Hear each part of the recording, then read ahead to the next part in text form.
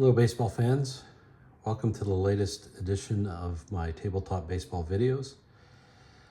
Today I'm going to cover double plays in baseball sims, a little bit of an obscure topic, and probably taking a chance here at recording this without having the benefit of any caffeine this morning. But so be it. I think a lot of sims attempt to reflect a player's ability to avoid hitting into a double play, or his likelihood of hitting into a double play if you're a batter, and then likewise for pitchers, the ability to induce double plays, I think, is a feature that a lot of baseball sims include to some degree or another. It's really not clear to me which sims do a good job of this and which sims ignore it. It's quite frankly a little hard to measure unless you do a little bit of deep analysis. So I'm going to touch on this today, hopefully not take too much of your time. With that, I'm going to dive right in. I've been putting this chart up in my videos. One thing I wanted to mention, which I've started doing, is I've started uploading the PowerPoints to a Google Drive, so you can get those by emailing me at the address here by my thumb. Typically I put links to other YouTube videos or articles up above. The interesting reality is I only found one, and it's pretty old, and it's on Fangraphs. I'll put this link in the description. So he was trying to test a theory about power hitters hitting into more double plays because they hit the ball hard, and then weaker hitters, particularly faster hitters, not hitting into double plays because they can run fast, which kind of both things make sense. I don't think he got there with his math, but it's interesting reading nonetheless. As always, comments are encouraged. That's really what this is about, to encourage the community to learn from each other. Like and subscribe if that's something you want to do. With that, I put this together because I play some different games, and I put together a table of different ground out types and fly ball types, and this is a subset of that ground ball table, if you will. And those of you who are familiar with Stratomatic know that there's ground ball A, ground ball B, ground ball C. And the one we're focused on today is the double play ground ball, which is A. Sports Illustrated Baseball had a similar convention, which was DP for double plays, G for force outs, and G star for the batter being out but the runner advancing one base. So that's the context for what we're going to look at today. So when I was working on building cards for various sims, I studied this topic a lot. And I actually, to be honest, came across an anomaly, what seems like an anomaly to me, which is the Willie Stargell Strat card from 1971. So Willie had a great year that year. He had 48 home runs, most of them early in the season, 125 RBIs. He struck out 154 times, which for back then, that was a lot. But clearly a feared power hitter. And then I'm going to do a little comparison to Al Oliver, another teammate with a similar batting average, but not quite the slugging percentage of Willie. So what I did is I took Willie's strat card and Oliver's strat card, and I added up all the chances that they had for fly balls of any kind, including lineouts and pop-outs, any ground ball A's and any ground ball B's. As best I can tell, the ground ball C's come up on the pitcher card, but you strat folks know that better than I.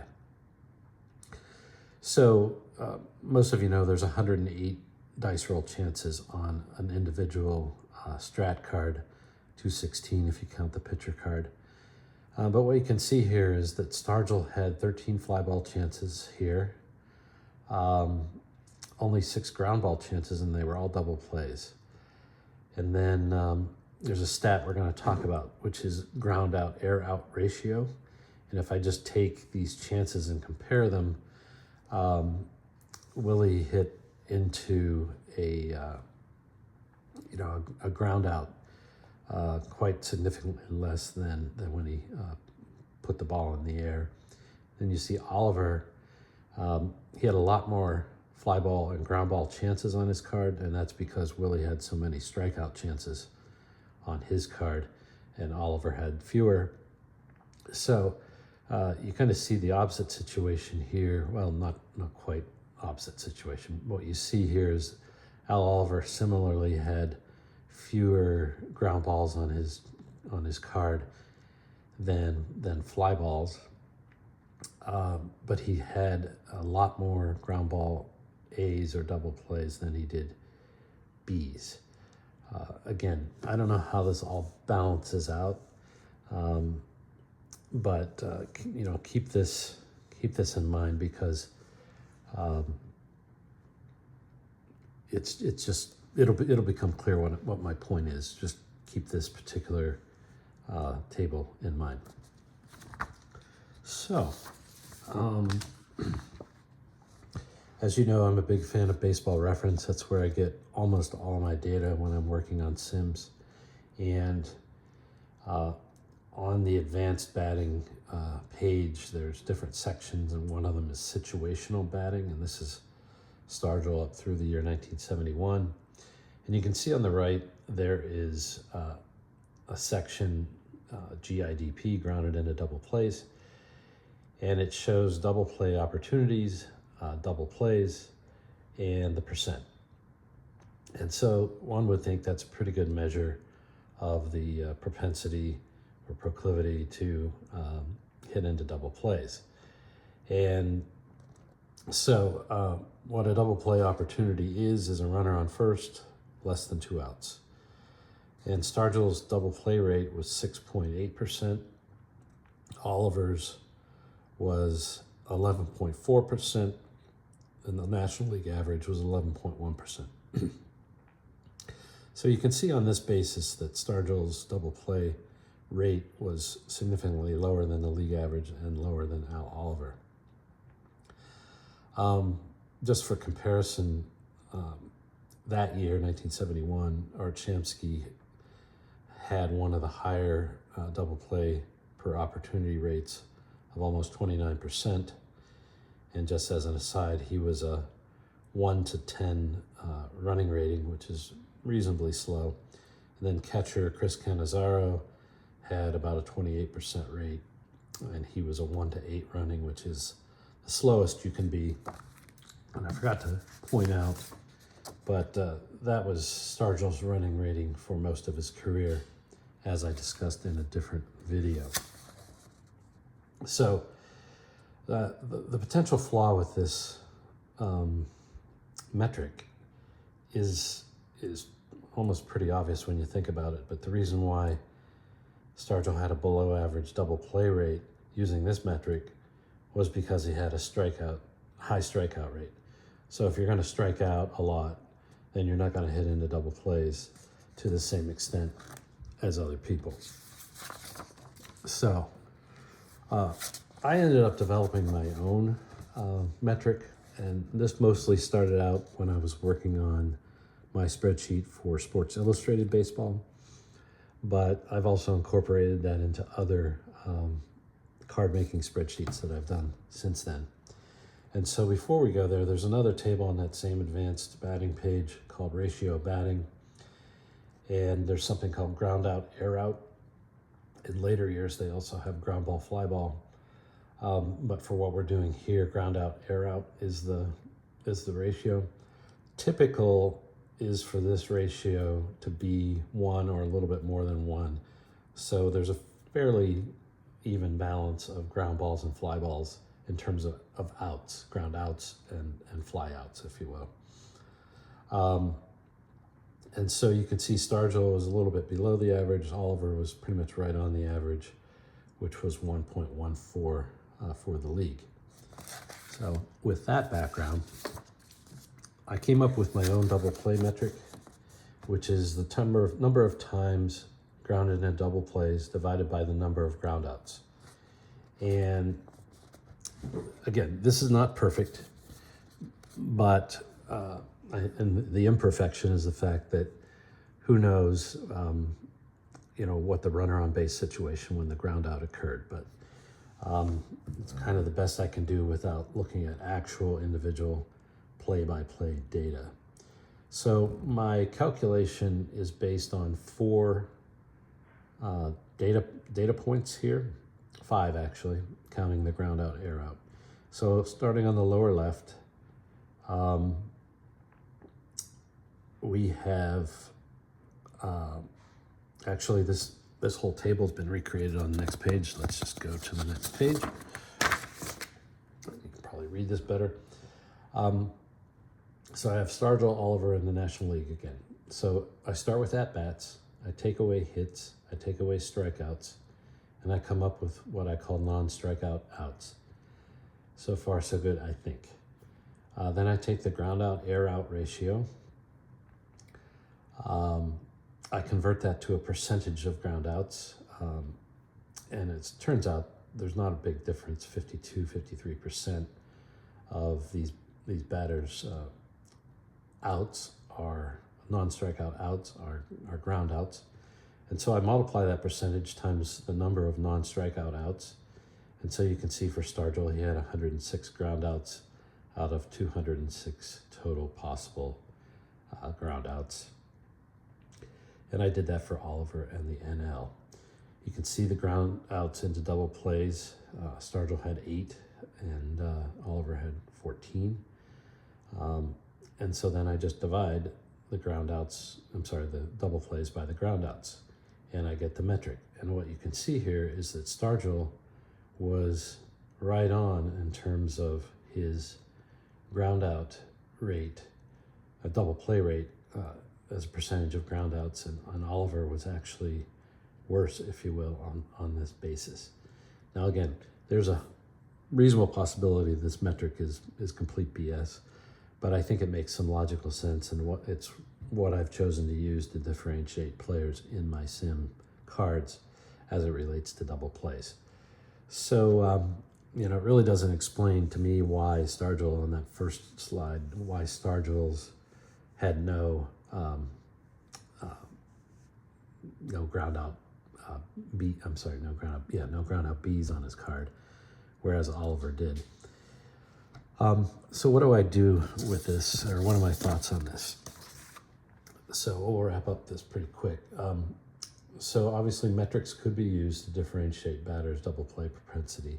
And to be honest, I actually use the same metric for pitchers as well, and try to differentiate pitchers that can induce ground balls from those who don't. In terms of the actual math and the metric, it does have to be customized to the sim. I'll just leave that at that. If you didn't use this kind of metric, then what you could do is assign double play ground outs to the slower runners. And I think that would be a reasonable approach, absent any metrics. And it may be what Strat did for Stargell in 1971. I don't know. So like my metric, the next bullet point here is that my metric is the percentage of ground outs that actually resulted in double plays. But sometimes there are ground outs with the bases empty. And so you have to account for that when you're splitting up your ground outs by type.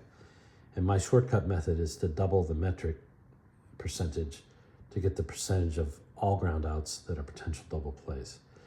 There's obviously better ways to do it, but without doing some specific math, I think that is actually reasonable, because what you really want to do is look at the mix of the on-base situations, or particularly the out situations, and including that, and and determine what the right factor is to apply to the metric to get the right percentage of ground outs that should be potential double plays. Despite all this math and gyrations, I'm mostly interested in reflecting the relative double play likelihood, and it's really just to add some color to the game. I'm sure it has something to do with the accuracy of the game as well, but